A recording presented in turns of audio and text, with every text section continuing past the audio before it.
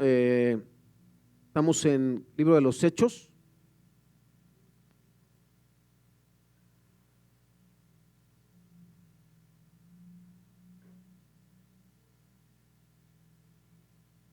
Libro de los Hechos, capítulo 17, hermano. Le hago una pregunta, hermano. ¿Cuántas religiones existen que usted sepa? ¿Cuántas son? Muchas. No, religiones. ¿Cuántas son? Muchas. Se estima, hermano, que hay más o menos como 4,000, ¿sale? Pero lo que se entiende por religión, si usted ha leído la Biblia, solamente hay dos. Solo hay dos religiones, aunque hay muchísimos cultos. El día de hoy se le reza a todo, ¿no? Se le adora a todo, se le sirve a todo, pero solamente hay dos religiones, en esencia, hermano. Una es el cristianismo bíblico, que afirma que la salvación es por gracia. Y todas las demás, hermanos, o sea, la obra de Cristo es la que está hablando ahí, la obra de Cristo. Y todas las demás, todas sin excepción, hermano, la salvación depende ¿de quién? Del hombre. Analícelo. Llámele, póngale el nombre que le quiera poner. Que no sea el cristianismo bíblico. El cristianismo dice, la única manera de que te salves es a través ¿de qué? De creer en Jesús, punto. La obra la hizo Cristo. Él descendió como Dios en forma de hombre, murió en una cruz crucificado y resucitó al tercer día. Esa es la obra de la cruz y es la salvación por gracia. ¿Qué hizo el hombre? Nada. Todas las demás religiones, todas sin excepción, dicen, debes hacer esto, debes hacer aquello, o debes de dejar hacer aquello o esto para que te puedas salvar. Esas son las únicas dos, hermano. Ahora, son dos sistemas religiosos. En uno, la salvación depende de Dios y en el otro, depende de nosotros. La religión dice, esta es la escalera para subir al cielo, haz obras y vivirás. La religión te da reglas y la religión nos esclaviza porque nos dice, tienes que hacer esto para ser salvo. Si no lo haces, entonces no eres salvo. El Evangelio dice, Dios descendió de su gloria para salvarte. Ya Cristo lo hizo todo para que vivas. El Evangelio nos da un Salvador. El Evangelio nos libera por la obra de Cristo en el Calvario. Consumado es.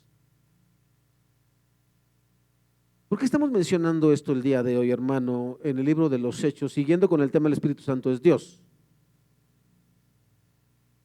Ayer estuvimos en esta asamblea que le digo que es de iglesias evangélicas y todo iba bien, hermano, todo iba bien. Es una iglesia muy, muy bonita, muy bonita.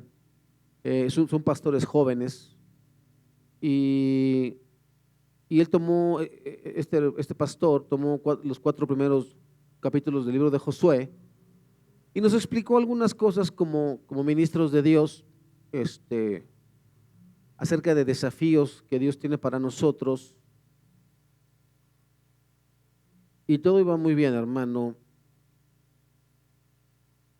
Hasta que de repente llegaron unos pastores nuevos que están añadiendo a la alianza y nos tocó sentarnos con unos jovencitos, 30 y tantos años tienen ellos, están aquí en Tlalnepantla, y me empezó a hablar de su iglesia. Es una iglesia como esta pequeña, y me decía que él tiene cobertura de Canadá, y ahí fue cuando ya dije, déjame escuchar, y me dio el nombre de la iglesia y todo, y me invitó a su programa. Me dijo, oye, si le interesa, hay discipulados, son 5 niveles, 1 año por nivel. Ok, abrió dice, es sin ningún costo, bien, no pasa nada. Y cuando empecé a leer, hermano, porque yo soy muy curioso, me di cuenta que el titular de ahí dice que hoy en día esos pequeños que están allá afuera, hermanos, esos jóvenes y pequeños que están allá afuera, dice que nosotros ya no los estamos escuchando, que como iglesia debemos escucharlos. Debemos sentarnos para conocer sus necesidades, para adaptarnos a sus necesidades, para que ellos lleguen al conocimiento de Cristo. Y ahí fue donde ya dije yo, esto no puede ser así. Yo le dije, Señor. Y luego, hermano, cuando tú ves que en una iglesia dice misión, visión y valores, ya no es iglesia, ¿vale? Eso ya es una empresa. Las empresas tienen misión, visión y valores. En el Evangelio, hermano, hay un solo propósito, que el hombre se arrepienta y se vuelva a Dios. Y ya. Y entonces, hermano, hoy en día se nos dice que debemos adaptarnos y modernizarnos para que las nuevas generaciones lleguen al conocimiento de Cristo. Pero en Hechos 17 veremos que Pablo no adaptó su mensaje, ni se modernizó para predicarle a los distintos grupos étnicos que encontró en su camino. Él predicó el mismo evangelio, pero habló de acuerdo a su audiencia, que es muy diferente. ¿Sale? Si yo voy a hablar con catedráticos, debo usar un lenguaje al nivel de los catedráticos, presentando el evangelio, como lo vamos a ver el día de hoy, hermano, cuando Pablo llega a Atenas. Atenas, en aquel tiempo, hermano, en el siglo I, siglo II, ya no era lo que fue al principio, antes de Cristo, que era la meca de la cultura, las artes. Pero seguían ellos sintiéndose orgullosos de estar por encima de todo. Si usted es curioso, hermano, si fue a la escuela algún día, como yo, por ahí debe acordarse de que se enseñaba una materia llamada historia y que se mencionaba a unos llamados bárbaros. Bueno, ese es un vocablo onomatopéyico. Usted sabe lo que es una onomatopeya, es como un sonido que da a entender algo. Y entonces los griegos decían, todo el que no tenga cultura, todo el que no sea griego o helenizado, todo lo que dice es bárbaro. De ahí sale el término bárbaros. Entonces ellos sentían, eran como los nazis de aquel tiempo, hermano. Una raza especial. Y entonces Pablo, hermano, nos vamos a dar cuenta el día de hoy que él no agarra y abre la Biblia y Génesis 1:1, no. Pero él predica el evangelio sin que ellos sepan que está hablando del evangelio, pero está usando a sus mismos filósofos para decir, sus mismos filósofos dijeron esto de Dios y esto es del Dios que yo les vengo a hablar. Pero cuando hablaba con judíos, ¿qué hacía Pablo? Usaba las escrituras, porque los judíos conocían ¿qué? Las escrituras. Y cuando hablaba con gentiles que no eran tan elevados como los griegos, él les hablaba de manera muy simple. A eso nos referimos, pero el evangelio siempre era el mismo. Siempre les decía, hay un Mesías del cual profetizaron las escrituras y este es Jesucristo. Ese era el mensaje de Pablo. No se adaptó, no lo modernizó, ni mucho menos. ¿Vale? El Espíritu Santo es Dios. Hechos 17:1-4. Vamos a orar y después entramos en materia. ¿Le parece? Incline su rostro un momento. Dios, te damos gracias, Señor. En esta hora, Padre, nos presentamos delante de ti para suplicarte, Espíritu Santo de Dios, haz tu obra en nosotros. Abre nuestro entendimiento, Señor, que nuestro ser esté dispuesto a recibir tu palabra, Señor, para que seamos transformados a la imagen de ese varón perfecto que es nuestro Señor Jesucristo, único Dios y Salvador de nuestras almas. Amén. Más tarde, Hechos 17. Hechos 17.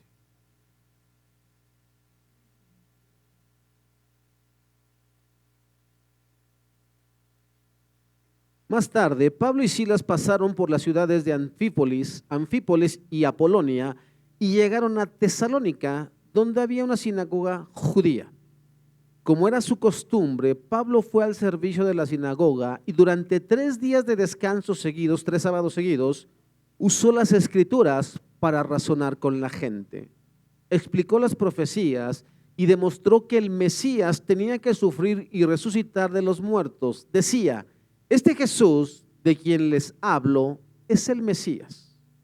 Algunos judíos que escuchaban fueron persuadidos y se unieron a Pablo y Silas, junto con muchos hombres griegos temerosos de Dios y un gran número de mujeres prominentes. ¿Te das cuenta, hermano? El evangelio no necesita ser modificado. ¿Para qué? Para ganar a cualquiera.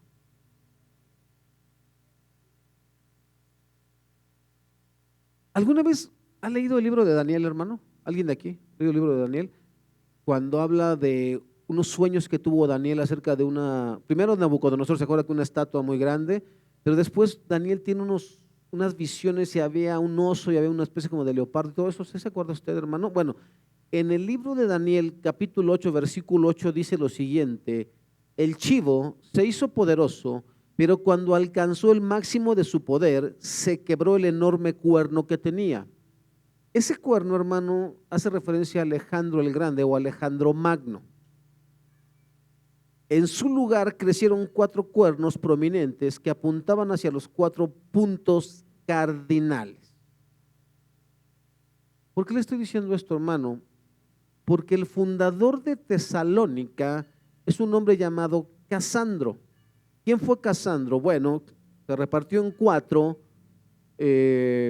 reyes, por así decir, el reino de Alejandro Magno. Él murió antes de los 30 años, antes de los 40, como a los 30 y tantos, 32, 34 más o menos, y no tuvo descendientes, y ya estaba profetizado que su reino se dividiría.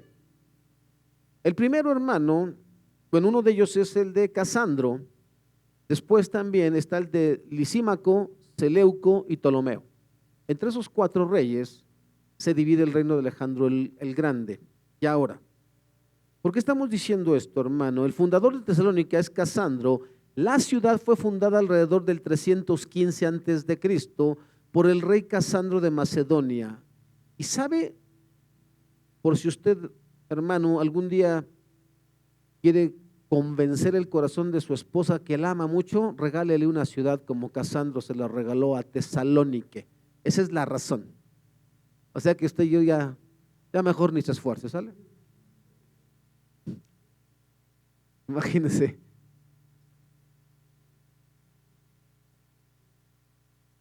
La nombró en honor a su esposa Tesalónica o Tesalónique, que era media hermana de Alejandro Magno y princesa de Macedonia como hija de Filipo II. Los otros reyes en los que se dividió el reinado o el reino de Alejandro el Grande fueron Lisímaco, Seleuco y Ptolomeo. Tesalónica era la capital de Macedonia, era como si dijéramos Nueva York, algo así. Y como toda ciudad portuaria, era una mezcla de negocios, religiones e inmoralidad. Como podemos ver, hermano, el mensaje de Pablo siempre fue acerca de Cristo como el Mesías, Señor y Salvador del mundo. El resultado de esta predicación está en el versículo 4, que ya dijimos: algunos judíos que escuchaban fueron persuadidos y se unieron a Pablo y a Silas, junto con muchos hombres griegos temerosos de Dios y un gran número de mujeres prominentes. ¿Como que le suena prominente? Pudientes, educadas.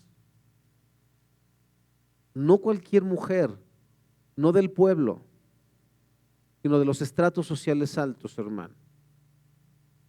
Bueno, ¿qué provoca el evangelio, hermano? El evangelio, siempre que tú prediques el evangelio, va a provocar disturbios, va a provocar enemistades. Acuérdese que el evangelio, hermano, lo odiamos.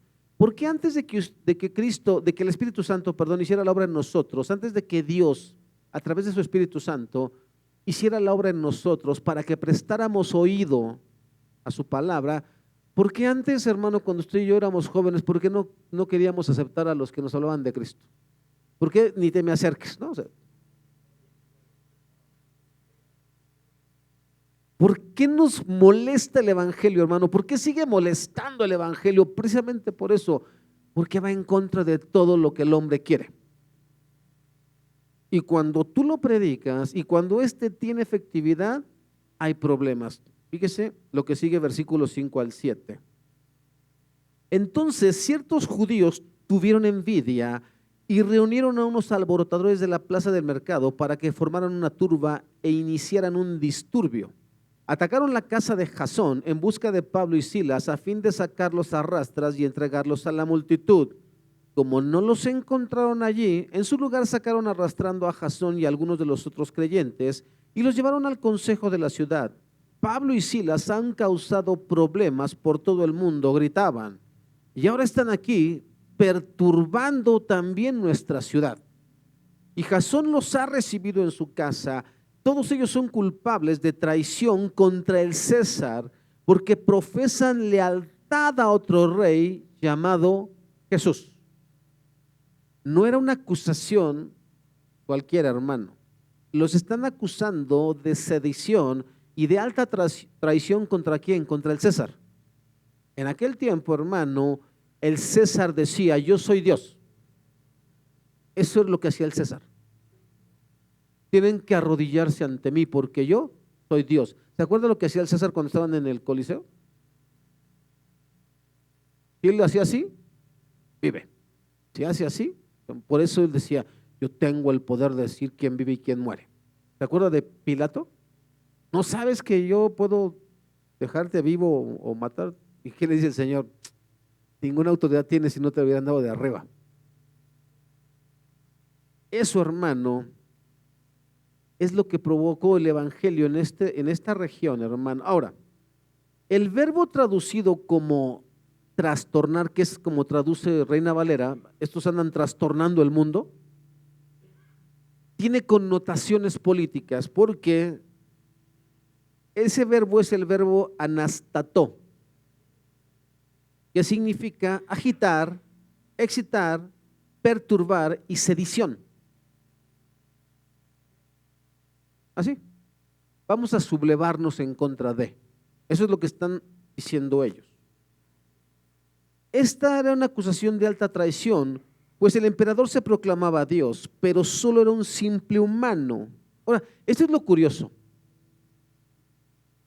Jesús dijo ante Pilato, mi reino no es de este mundo. Ahora, fíjate la ironía.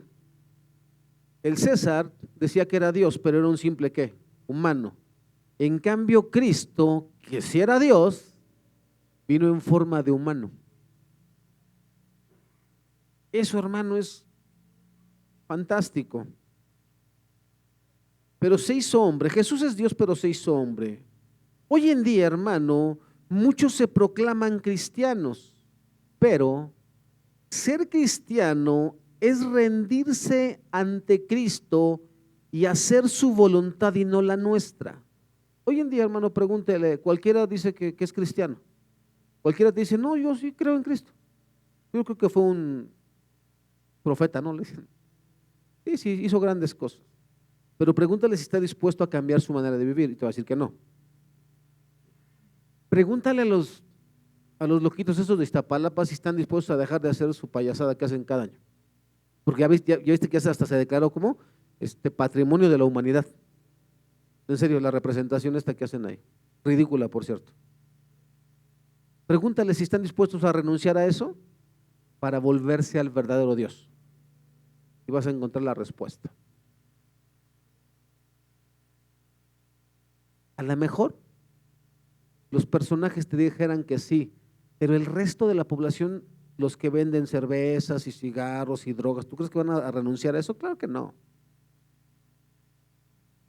Porque detrás de esa representación del Mesías, ¿sabes todo el dinero que corre?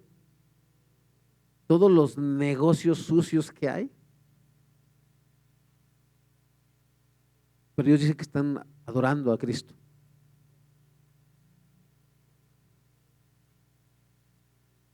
Fíjate fíjate la diferencia, hermano. ¿Alguien ha escuchado acerca de los reyes de España o de Inglaterra? ¿Sabes que su palabra no vale nada si el Congreso no los aprueba? Bueno, Jesucristo, hermano, no es ese tipo de rey. Él demanda todo de nosotros. Nuestra conciencia, nuestro tiempo, nuestras posesiones, nuestras decisiones, nuestros sueños y nuestra vida. Ese es el verdadero Cristo. El que te dice, deja tu tierra y tu parentela y sígueme. El que va pasando y estás pescando y te dice, sígueme. El que estás cobrando impuestos y te dice, sígueme. ¿Ese es tu Cristo y mi Cristo, hermano? ¿Es por quien dejamos todo? Este día dejamos todo y estoy, Señor, para lo que tú quieras. Ese es el verdadero Rey Jesús, ante el cual toda rodilla se doblará, hermano. Es aquel que cuando venga el Armagedón, dice el texto bíblico, que con el poder de su palabra ni hay guerra, no va a durar nada la guerra, hermano. Así, pum, va a fulminar a todos sus enemigos. Ese es un verdadero rey. Los de España e Inglaterra, bueno, son de ahí. Esa es la razón, hermano, por la que los incrédulos rechazan el evangelio, porque nos humilla, porque de nada de lo que hacemos sirve para salvarnos. La otra razón, hermano, tiene que ver con aquellos que, llamándose cristianos, quieren seguir haciendo su voluntad y vivir como si Cristo no fuera Dios o no es Dios. Tú y yo nos llamamos cristianos, hermano, pero si en esta iglesia hiciéramos lo que hacíamos en la primera iglesia, hermano, ahí nos decían, tienes que venir, el domingo hay 2 cultos, a las 9 y a las 5, si eres ministro, tienes que estar en los 2. No podías excusarte, porque entonces ya no ministrabas. Había culto los miércoles y los viernes, y tenías que estar ahí. Y si eras de liderazgo, hermano, tenías que estar el lunes, el martes, el jueves, porque había juntas, para todo había juntas en esa iglesia. Y sí, hermano, si me lo preguntas, era una exageración, sí, pero ¿sabes que muchos de nosotros ni siquiera nos oponíamos? Estábamos ahí. Y yo tenía mis 2 hijos. Y a veces mi esposa se iba con mis hijos allá y allá nos veíamos. Yo llegaba del trabajo y ahí estábamos y regresábamos bien tarde, hermano. A veces 9, 10 de la noche llegamos con nuestros bodoques ya dormidos. A veces mi esposa tenía que llevarse la comida de mis hijos para alimentarlos allá o comprarles algo rápido en la tienda. Así, hermano, fueron muchísimos años sirviéndole al Señor. Imagínate, hermano, si yo te pidiera esto aquí, te mueres.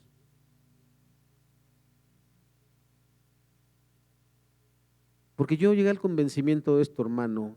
Sirves a Dios por amor, no porque alguien te lo imponga o te amenace.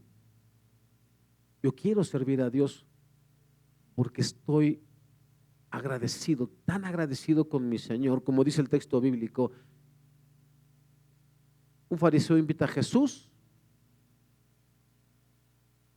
y le dice, ¿qué te parece?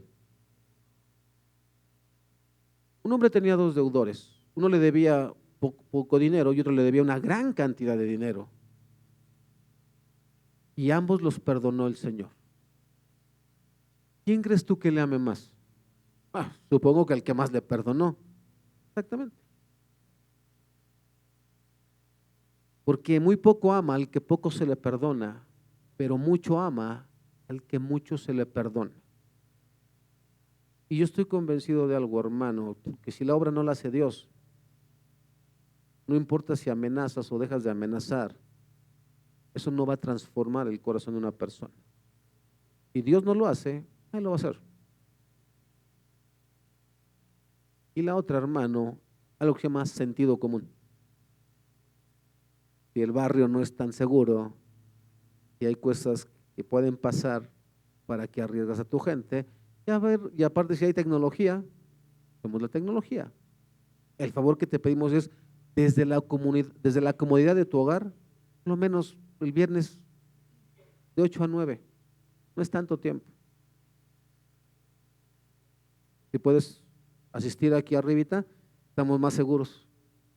Estamos en una casa, no es tan feo el lugar, digo, ahorita donde quiera está feo, ¿no? Pero me refiero, aquí alguna vez nos comentaban las hermanas que ahí en la esquina, creo que ibas a comer tacos y te salía sin nada. Dijeron que aquí en ahí donde estaba la casa de Preciado, imagínate. Entonces, hermano, es un poquito esto, eso es lo que muchos cristianos hoy en día, hermano, dicen, Cristo es mi Señor. No. ¿Obedeces a Cristo como dice? ¿Qué significa el versículo 12, hermano? Vamos a leer el versículo 12, ¿te parece? Antes de seguir avanzando, ahorita porque vamos a entrar del 8 al 15, pero vamos a leer el versículo 12 nada más. Como resultado, muchos judíos creyeron, como también lo hicieron muchos griegos prominentes, tanto hombres como mujeres. Ya lo habíamos comentado, pero eso es lo que significa, hermano, que el evangelio alcanza todos los estratos sociales, aun cuando exista oposición. Hoy para mí, hermano, fue muy bonito ver el día de hoy 2 invitados, eso es muy padre. Porque significa que algo Dios está haciendo en nuestros corazones. Ayer nos decía este hermano, donde fuimos ahí a la reunión de Pumie, nos desafiaba eso. Pastor, si tú estás haciendo un montón de cosas, pero no estás ganando almas, no estás haciendo tu labor. Pero yo tengo un problema con eso, hermano. Los seres humanos no ganamos almas, no podemos ganar almas. ¿Quién lo hace? Dios. Tu deber y mi deber es ¿qué? Predicar el evangelio, compartir las buenas nuevas de salvación, hablarles de Cristo a los demás, pero el que transforma y gana las almas es Dios, para que toda la gloria sea de ¿quién? ¿Te das cuenta, hermano, cómo está un poquito mal la teología de muchos de nosotros? Aunque somos pastores, enseñamos, pero tenemos la teología un poquito mal. Y seguimos pensando y le seguimos diciendo a la congregación, ganen almas. ¿Sabes por qué tanta gente se frustra? Porque le predico y le predico y le comparto y no quiere, pastor. Ni va a querer, porque no está en tu poder ni en el mío. Y a veces habemos algunos pretenciosos. ¿Sí te ha pasado, hermano? Que dame permiso, yo le voy a. No puedes, no es obra humana. ¿Sale? Tú cumple tu función. Mira, yo te hablo del Cristo que conozco. Vos te decía, ya que los niños se expresen. Ya. Como ellos conciban a Dios. Ahora,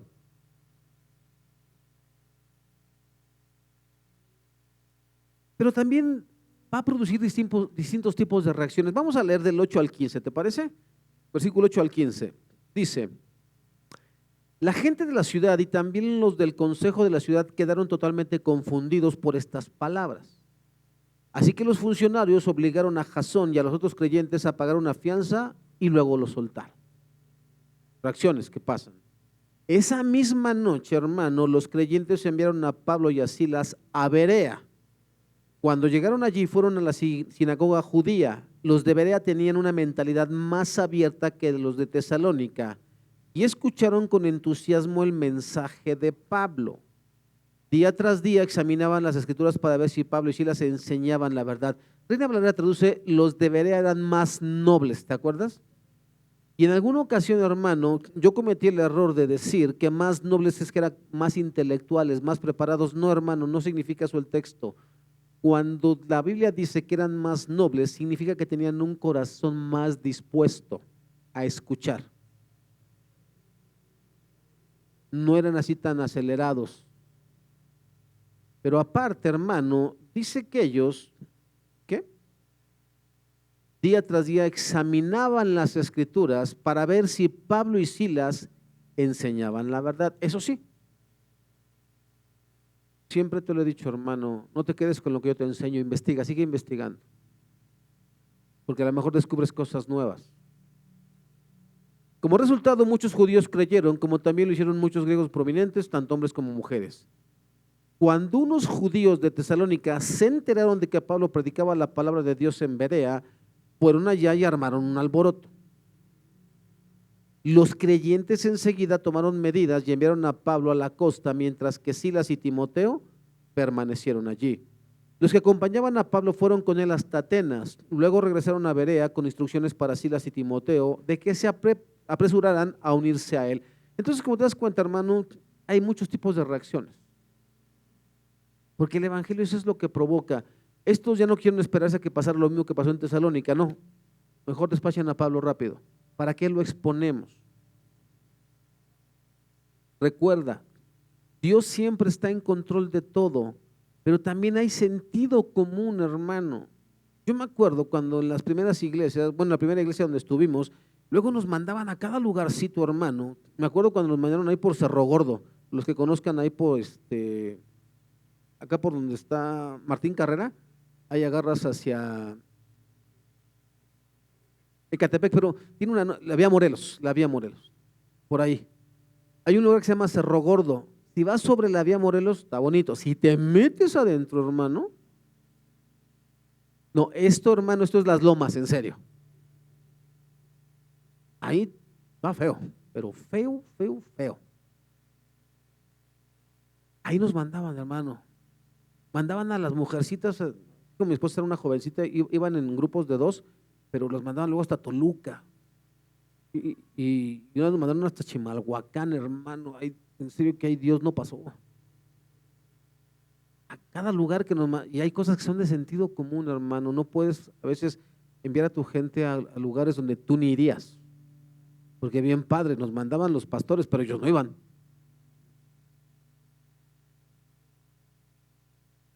¿Sabes que Jesús no mandó a sus discípulos sin antes él poner el ejemplo? Antes de que mandara a los 12 y después a los 72, él siempre ¿qué?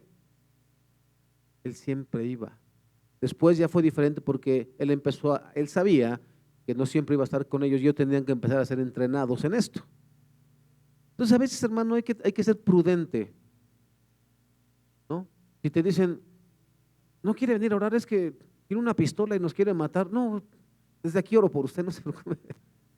Pregúntale a Dios, porque si es voluntad de Dios, vas a ir y Él va a tomar control de todo. Pero si no es voluntad de Dios, hasta un plumazo vas a sacar, hermano.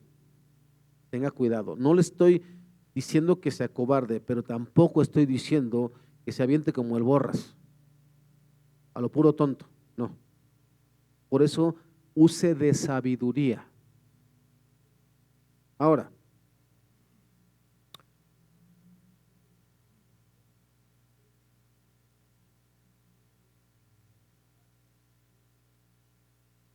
vamos a pasar, hermano, a la manera en que Pablo predicó a los griegos atenienses.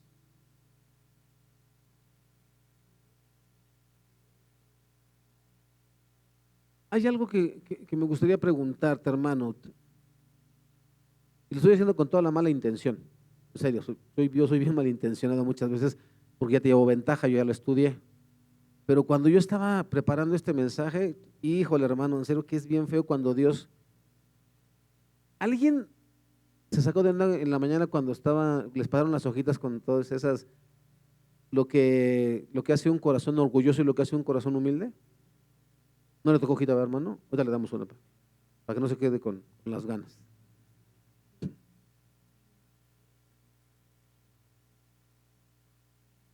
Hermano, te puedo hacer una pregunta. Cuando tú llegas a salir de viaje,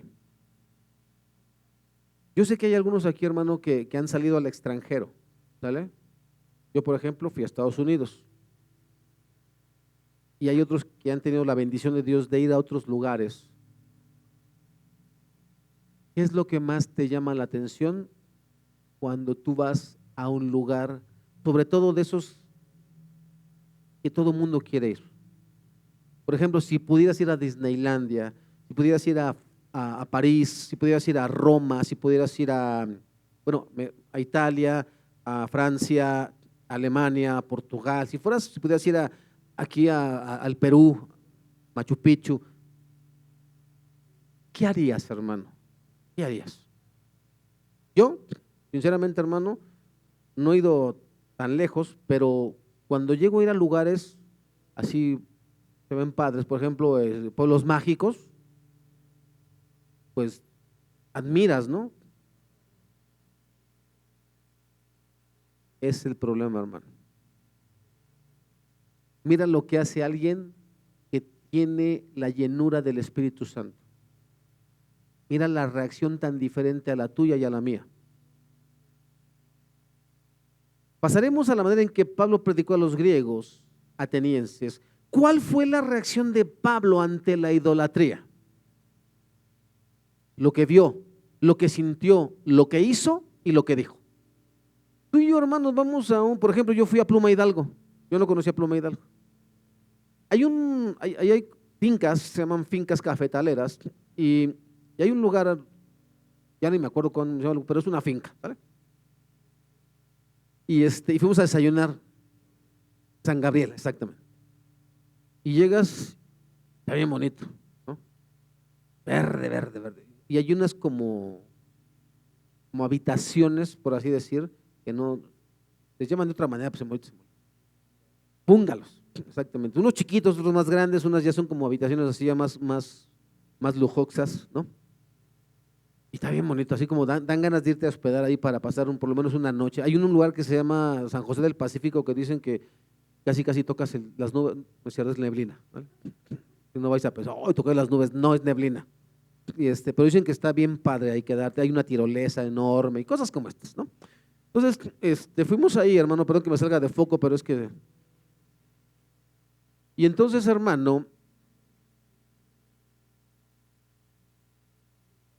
un día fuimos aquí, mi hermana Hasbel tiene, su hermano vive, no me acuerdo cómo se llama, donde ella vive, el pueblito donde vive, Teoloyuca, y hay una como iglesia, ¿no? La iglesia de ahí, ¿y qué crees? O vas a Tepozotlán y te metes a la iglesia y te pones a admirar ¿qué?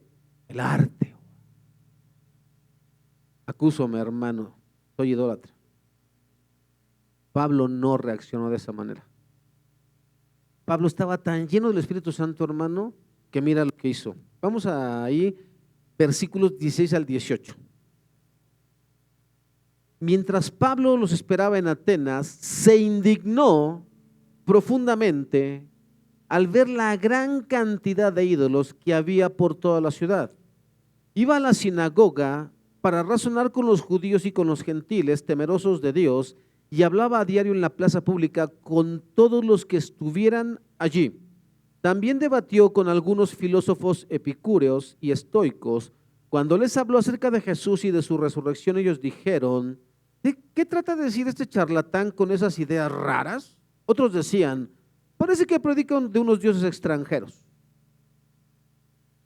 Como tú sabes, hermano, mi suegro es de Huatulco, Oaxaca, y algo que tienen las personas de Oaxaca, hermano, el año pasado cuando fuimos de vacaciones, íbamos así por la carretera y pasó una camionetota que decía 100% Oaxaca. Le dice: yo no envidio nada a nadie porque yo salí desde abajo, así que para mí todo es ganancia, así, 100% Oaxaca. ¿Esos están súper orgullosos, hermano? ¿De qué? De sus raíces. Así, hermano, súper orgullosos. De sus tradiciones. Si tú y yo, hermano, hemos sido transformados por Cristo, no tendríamos que tener apego por nada. Por nada. Ni de lo que me heredaron mis padres, ni de lo que yo he conocido. Y eso es lo triste, eso es por lo que choca el evangelio, el verdadero evangelio, hermano, porque nos desnuda el corazón y nos dice: ¿sabes qué? Sigues teniendo tu corazón lleno de ídolos. Esa es la verdad. En estos 3 versículos se nos dice lo que todo cristiano verdadero, lleno del Espíritu de Dios, debería sentir ante la idolatría y no lo que muchos de nosotros hacemos cuando llegamos a una ciudad y admiramos como meros turistas. Tómame una foto aquí, tómame una foto acá. Uy, selfie, todo. Pero ¿sabes cuánto predicamos del Evangelio? Nada. Nada. Esa es la verdad. Y es triste. Ahora que nos preguntaban, ¿cómo está tu corazón? ¿Arrepentido o orgulloso? Usted responda, ¿sale? Yo de la mía ya la sé. ¿Admiramos su arquitectura, su historia o sus costumbres?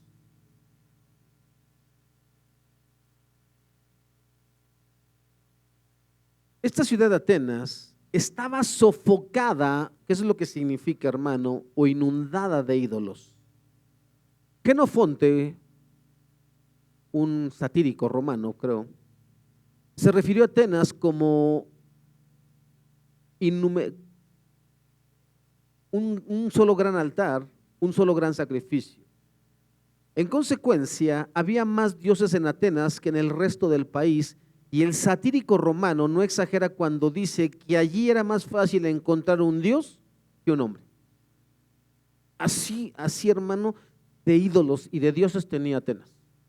Acuérdate que había un panteón para puros dioses. Ahora, ¿por qué te estoy diciendo todo esto, hermano? Porque uno diría, a lo mejor Atenas estaba muy feo. No, hermano, Atenas era la cuna del esplendor en ese momento.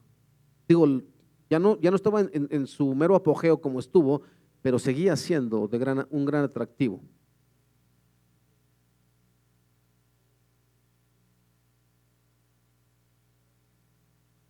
Había innumerables templos, santuarios, estatuas y altares. En el Partenón se levantaba una enorme estatua de oro y marfil dedicada a Atenea, que era la diosa ¿qué? De Atenas. No sé si alguien vio los Caballeros del Zodiaco.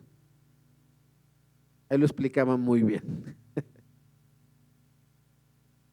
Cuya resplandeciente cúspide en forma de punta de lanza era visible a 65 kilómetros de distancia. En otras partes había imágenes de Apolo, el patrono de la ciudad, de Júpiter, Venus, Mercurio, Baco, Neptuno, Diana y Esculapio. Todo el panteón griego estaba allí, todos los dioses del Olimpo, y eran hermosos. No solo los había de piedra y bronce, sino de oro, plata, marfil y mármol, y había sido elegantemente moldeados por los mejores escultores griegos. No hay razón para suponer que Pablo no vio su belleza, pero la belleza no le impresionaba si esto no honraba al Dios el Padre y al Señor Jesucristo. Pablo decía, todo esto no vale nada y es tan triste ver en lo que están sumidos estas personas. ¿Te acuerdas cuando vimos que esos hombres les querían rendir culto a él y a Bernabé? ¿Te acuerdas cómo se rasgaron las vestiduras? Es más o menos el sentimiento, hermano. ¿Cómo es posible que esta gente que se siente superior, que se jacta de su conocimiento y de su filosofía y de todo lo que tienen, cómo es posible que sean tan ciegos, pero tan muertos espirituales, que no se dan cuenta que esto no vale nada? Nada. Bueno, hermano, así estamos tú y yo adorando nuestras posesiones, tengas lo que tengas. A veces es tu persona lo que adoras. A veces son tus conocimientos. A veces son tus destrezas, tus habilidades, etcétera, etcétera, etcétera.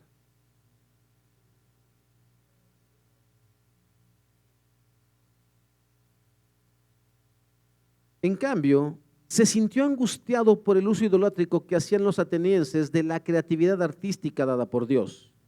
Esto es lo que Pablo vio. Una ciudad sumergida en sus ídolos. Él no se puso a sacarse selfies, hermano.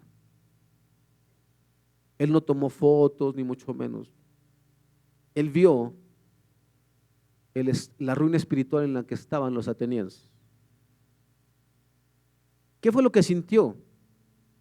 Reina Valera traduce: su espíritu se enardecía. Palabra de Dios para Todos dice: le dolió mucho.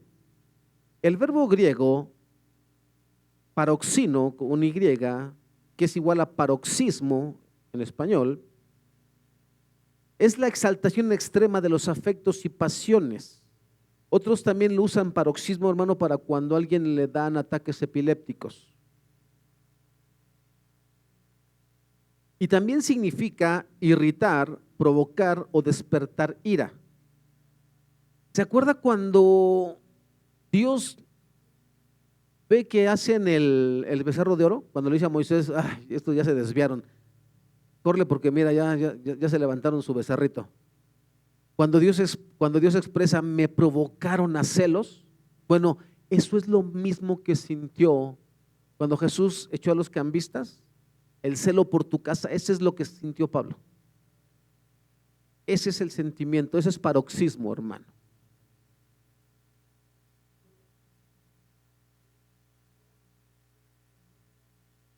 ¿Qué fue lo que hizo Pablo, hermano, ante tal cuestión? Él testificó de la obra de Cristo y la obra de Dios. Eso fue lo que hizo. Cuando tú y yo vamos a un lugar de esos, oiga, ¿y desde cuándo esto existe? Uy, amigo, y ahí estamos oyendo, ¿no?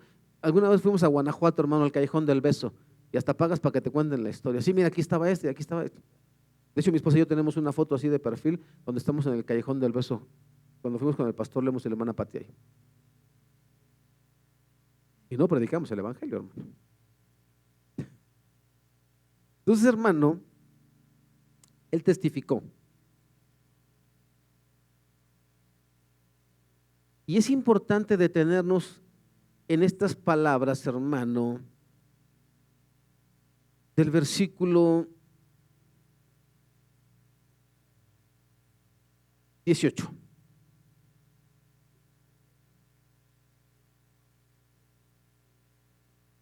Cuando les habló acerca de Jesús y de su resurrección, ellos dijeron: ¿qué trata de decir este charlatán con esas ideas raras? Otros decían: parece que predica unos dioses extranjeros. ¿Por qué dijeron eso, hermano? ¿Por qué lo llamaron charlatán? ¿Por qué es importante que meditemos en el texto? Porque mira,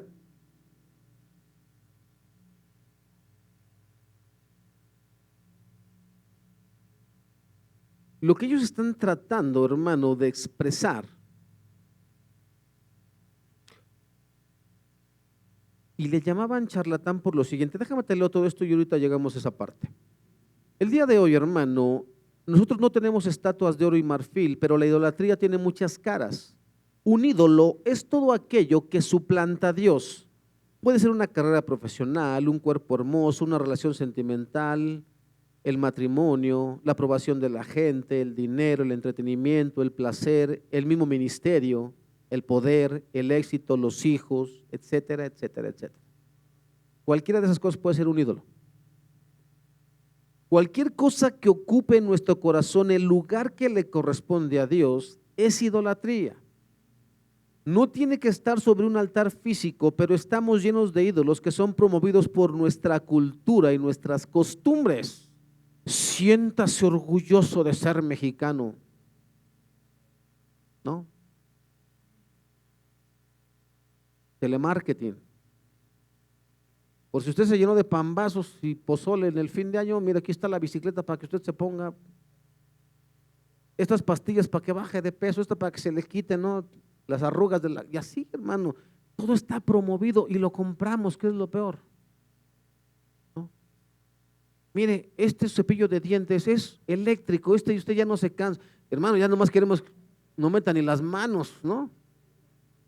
Más para que vea cómo estamos llenos de idolatría. Ahora, estos ídolos no necesariamente son cosas malas, sino cosas buenas que convertimos en lo esencial, en lo que no queremos perder. Los que tenemos un vehículo, hermano, ¿cómo nos sentiríamos si ya no tuviéramos vehículo? ¿Cómo a pie? ¿No? ¿Cómo en pecero? ¿Caminar? ¿Qué pasó? ¿No?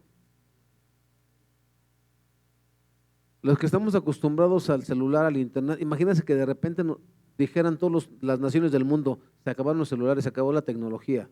Hermano, estos los tenemos pero bien metidotes en el corazón. Lo mismo te sirve un chicharrón de esos que nomás sirven para llamar que el último iPhone, pero ¿cuál quieres tener? ¿Cómo este chicharrón? ¿Qué te pasa? ¿Te das cuenta, hermano? No son necesariamente cosas malas.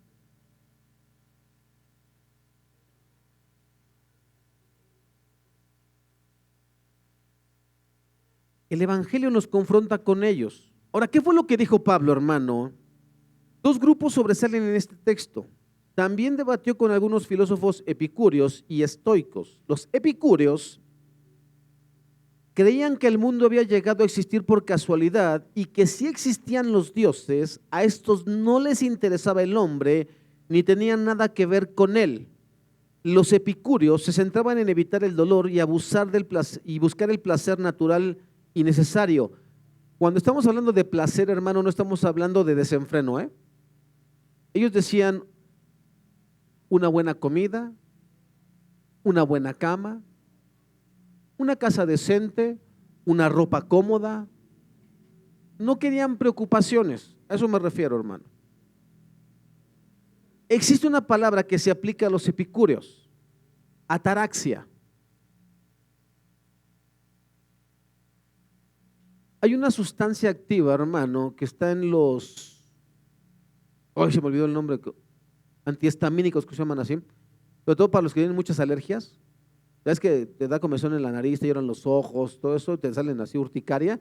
Bueno, le das un Atarax, una medicina que se llama así, se te quita. Bueno, de ahí deriva la palabra ataraxia, que es un estado mental caracterizado por la ausencia de perturbaciones emocionales, ansiedad o agitación.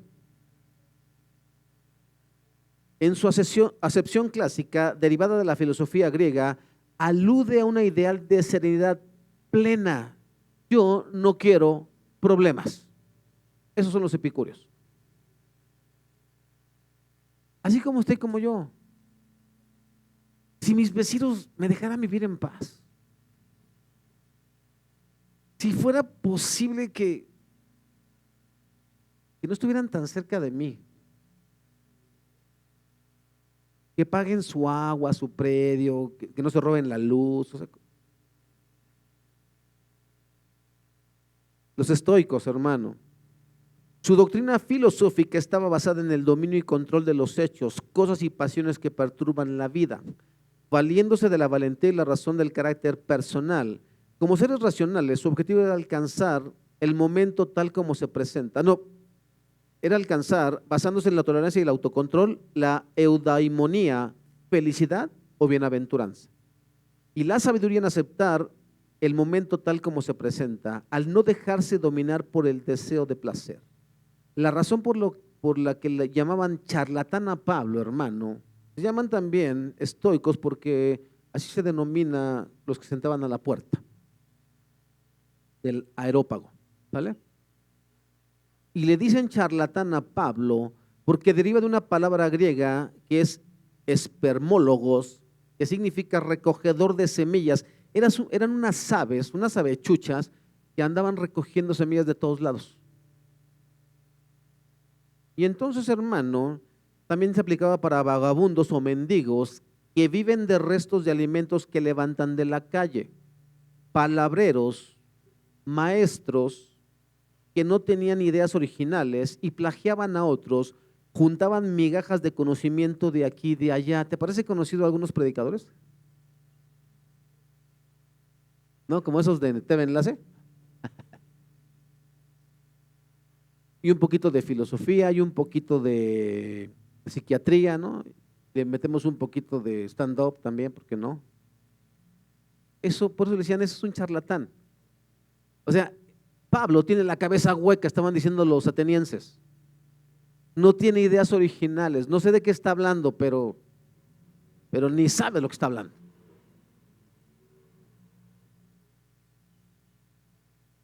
Parece que predica unos dioses extranjeros.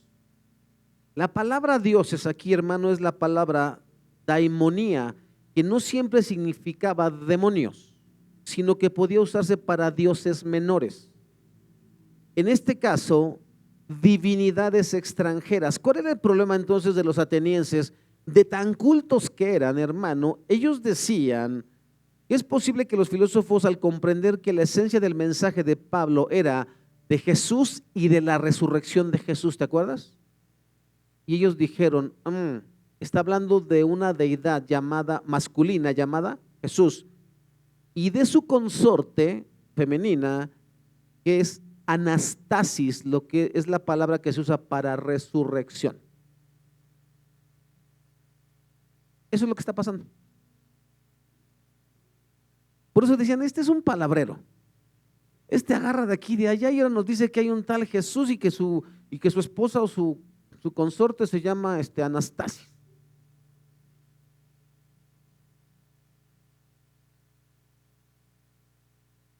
Versículos 19 al 23. Esa es la razón, hermano, por la que hay que profundizar. Para que con la próxima vez que tú te acerques al texto, recuerdes, estos supuestos sabios, porque acuérdate de Platón, Sócrates, Arquímedes y todo. Polanco está lleno de esas nombres de calles de filósofos griegos. Se ufanaban de eso, hermano. Estos estaban tan entenebrecidos que no podían recibir el mensaje, hermano. Versículos 19 al 23. Entonces lo llevaron al concilio supremo de la ciudad. Ven y háblanos sobre esta nueva enseñanza, dijeron. Dices cosas bastante extrañas. Si queremos saber de qué se trata, cabe explicar que todos los atenienses, al igual que los extranjeros que están en Atenas, al parecer pasan todo el tiempo discutiendo las ideas más recientes. Yo no sé, hermano, pero yo creo que yo en algún tiempo fui ateniense, sobre todo cuando tomaba mucho. Nos sentábamos en una piquera ahí en Polanco, hermano, salíamos de Jaime Balmes, yo trabajaba ahí, dábamos la vuelta a la izquierda rumbo al periférico y había ahí unas cocinas económicas que en realidad eran unas piqueras disfrazadas de cocinas económicas porque ahí te vendían cerveza. Nos sentábamos en esas mesas de lámina que tienen una corona, sillas de lámina, y ahí, hermano, resolvíamos el mundo, mis tres amigos y yo. Si yo fuera presidente, yo haría esto. No, yo pagaría primero la deuda para que México, no, resolvíamos, hermano, los problemas del país así. Nada más para que, estos eran los atenienses, hermano, puras tonterías.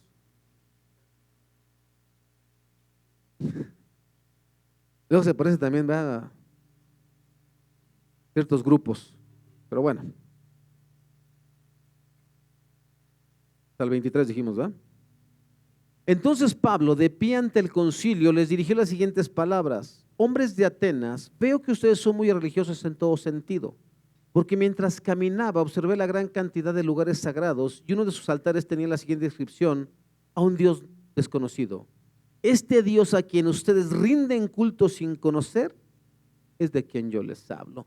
Fíjate, hermano, que Pablo era uno de los hombres más cultos de ese tiempo. No era cualquier hijo de vecina, Pablo. Y era tan sabio de parte del Señor que sin mencionar las escrituras les empieza a predicar. Y toma como oportunidad al Dios no conocido.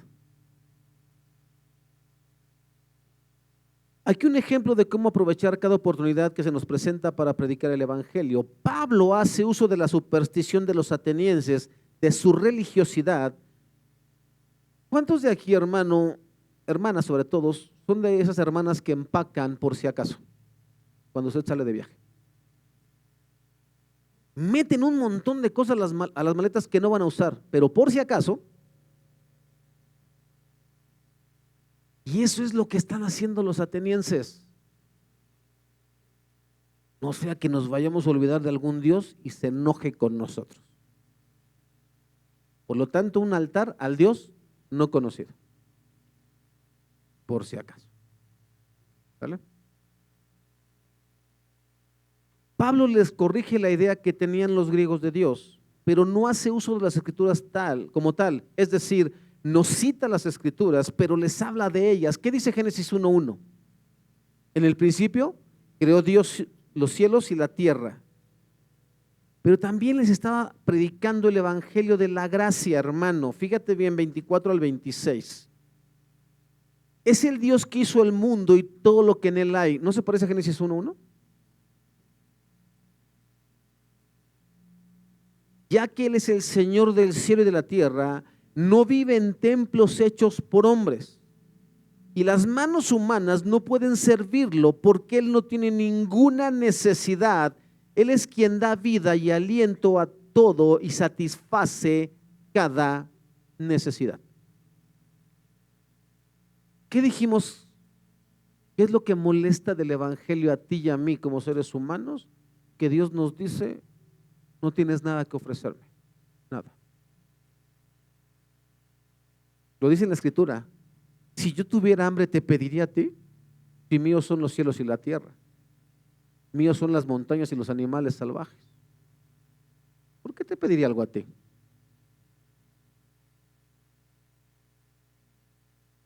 Él les está hablando, hermano, del evangelio de la gracia. Él les está diciendo a esos atenienses idólatras: a ese Dios que ustedes no conocen, Él no necesita nada de ustedes. Ustedes atenienses, al igual que muchos de nosotros, hermano, ustedes quieren un Dios que puedan manipular, un Dios que puedan controlar, un Dios a su medida. Y este Dios ustedes no lo pueden controlar.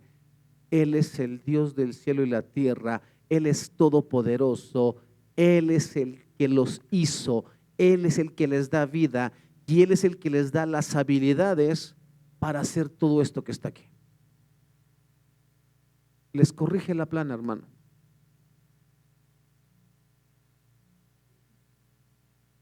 Y a ti y a mí nos hace lo mismo con nosotros, hermano.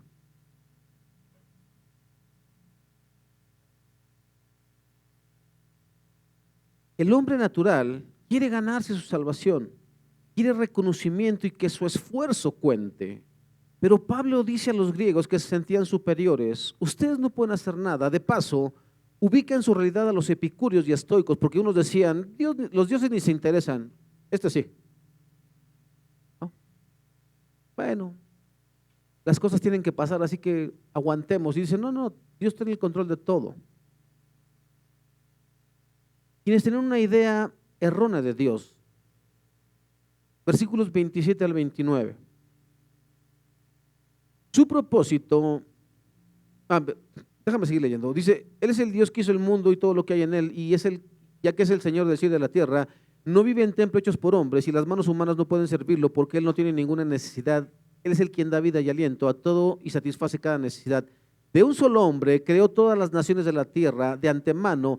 Decidió cuándo se levantarían y cuándo querían y determinó los límites de cada una. ¿Te acuerdas que te dije que ellos se sentían especiales?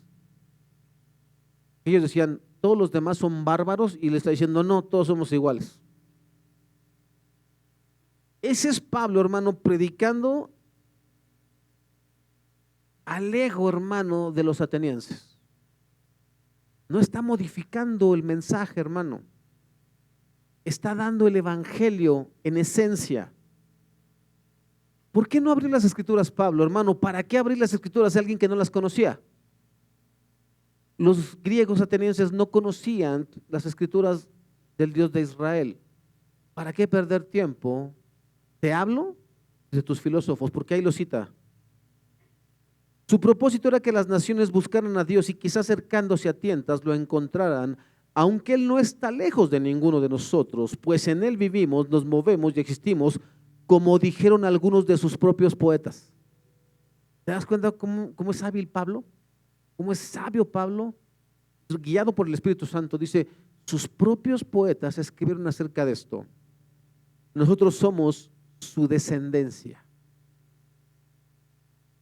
Y como esto es cierto, no debemos pensar en Dios como un ídolo diseñado por artesanos y hecho de oro, plata o piedra. Mira,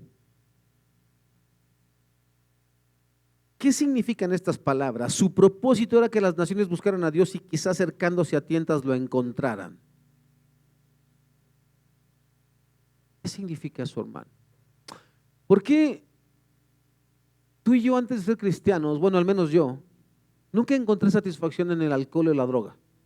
¿Por qué nunca encontré satisfacción en el sexo ilícito? ¿Por qué nunca encontré satisfacción en la pornografía? ¿Por qué nunca encontré satisfacción en los excesos, en la vagancia? ¿Por qué nunca encontré satisfacción en nada?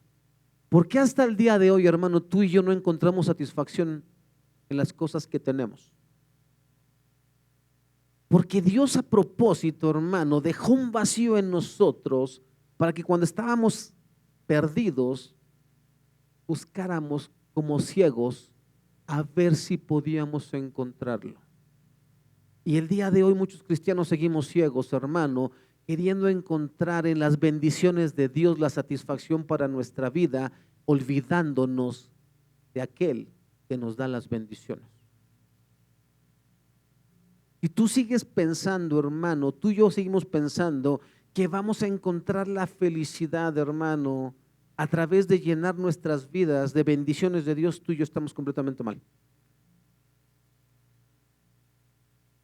Porque el día que Dios no te dé esas bendiciones, lo vas a dejar, le vas a dar la espalda. Eso es lo que va a pasar.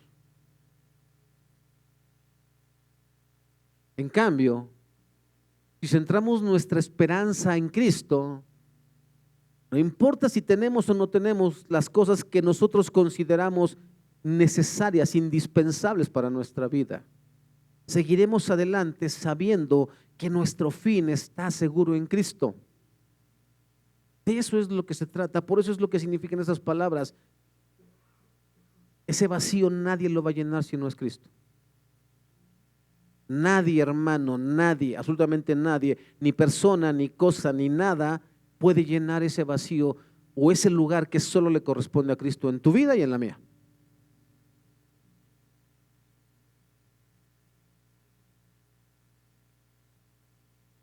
Para que entendamos que esta vida no lo es todo, que hay algo más. Pablo no cita la escritura, pero se refiere a Isaías 44, 6 al 20. No lo traigo aquí, hermano, pero sí tengo que leértelo porque es importante. Yo sé que llevamos un poquito de tiempo más, hermano, pero necesito terminar el día de hoy. Isaías 44, 6 al 20, solamente para que tomes nota de esto, hermano. Dice, necedad de los ídolos. Esto dice el Señor, el Rey y Redentor de Israel, el Señor de los ejércitos celestiales. Yo soy el primero y el último, no hay otro Dios. ¿Quién es como yo? Que se presente y les demuestre su poder, que haga lo que yo he hecho desde tiempos antiguos, cuando establecí a un pueblo y expliqué su futuro.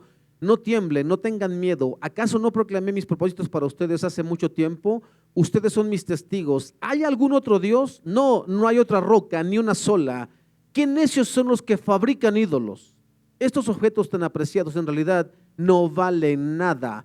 Los que adoran ídolos no saben esto, así que todos terminan avergonzados. ¿Quién sino un tonto se haría su propio Dios, un ídolo que no puede ayudarlo en nada? Los que rinden culto a ídolos caerán en la deshonra junto con todos esos artesanos simples humanos que se declaran capaces de fabricar un Dios. Tal vez unan sus fuerzas, pero estarán unidos en el terror y la vergüenza. El herrero se ubica frente a su fragua para hacer una herramienta afilada, martillándola y dándole forma con todas sus fuerzas. Su trabajo le da hambre y se siente débil, le da sed y se siente desmayar. Después el tallador mide un bloque de madera y sobre él traza un diseño, trabaja con el cincel y el cepillo, y lo talla formando una figura humana, le da belleza humana y le pone un pequeño santuario, corta cedros, escoge cipreses y robles, planta pinos en el bosque para que la lluvia los alimente, luego usa una parte de la madera para hacer fuego y con eso se calienta y hornea su pan. Después, aunque parezca increíble, toma lo que queda y se hace un dios para rendirle culto, hace un ídolo y se inclina ante él. Quema parte del árbol para asar la carne y para darse calor. Dice, qué bien se siente uno con este fuego. Luego toma lo que queda y hace su dios, un ídolo tallado. Cae de rodillas ante el ídolo, le rinde culto y le reza, rescátame, le dice, tú eres mi Dios.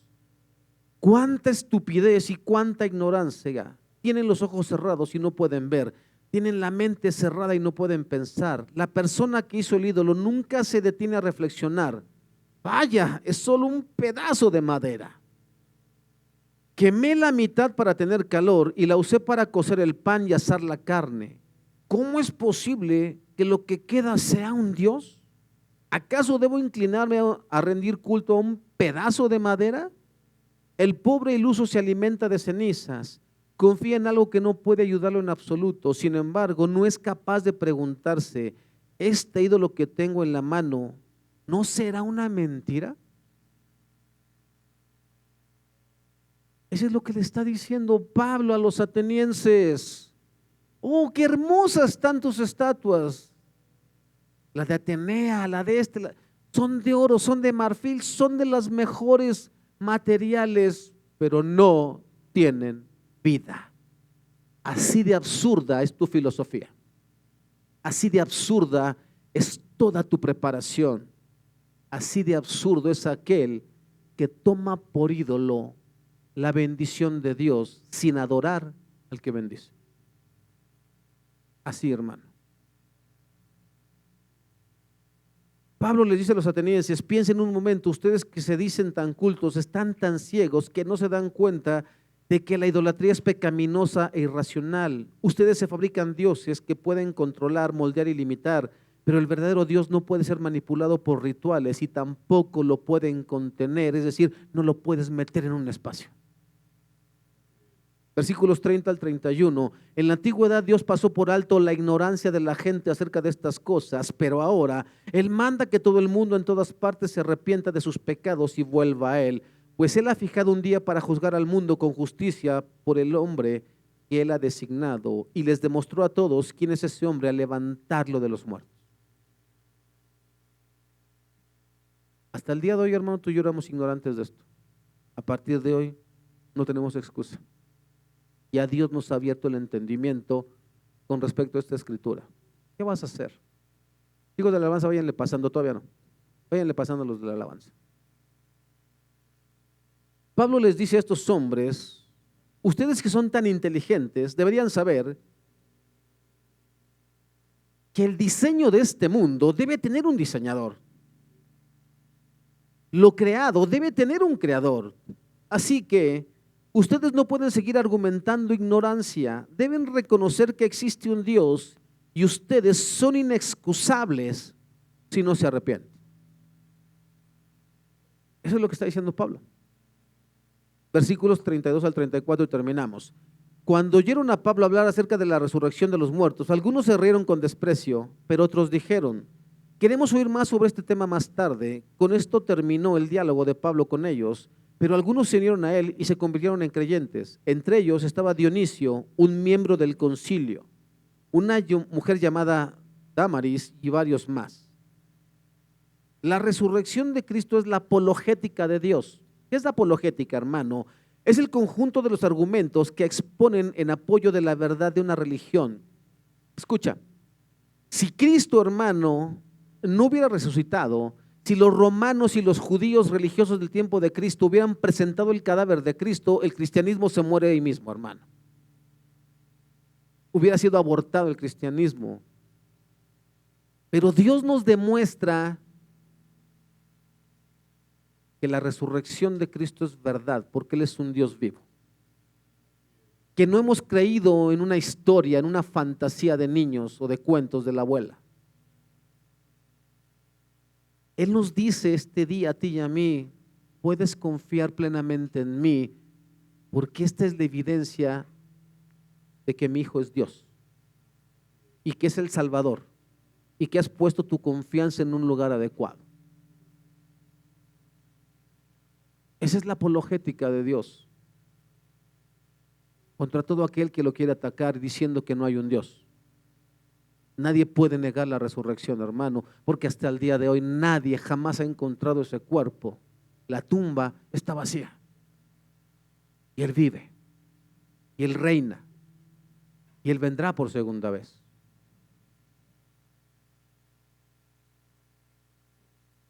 Cristo vive y es Dios. Así que el Señor venció a principados y potestades porque Él resucitó.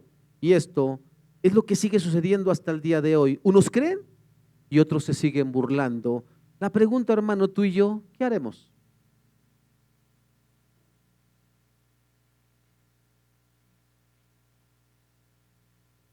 ¿Qué vamos a hacer a partir de hoy, hermano? Cuando ya no estamos ignorantes de la Escritura. Cuando el Señor nos ha dicho, ya dejen sus ídolos, ya dejen sus ídolos. Todos los que estamos aquí, tenemos un montón de ídolos. ¿Qué vamos a hacer?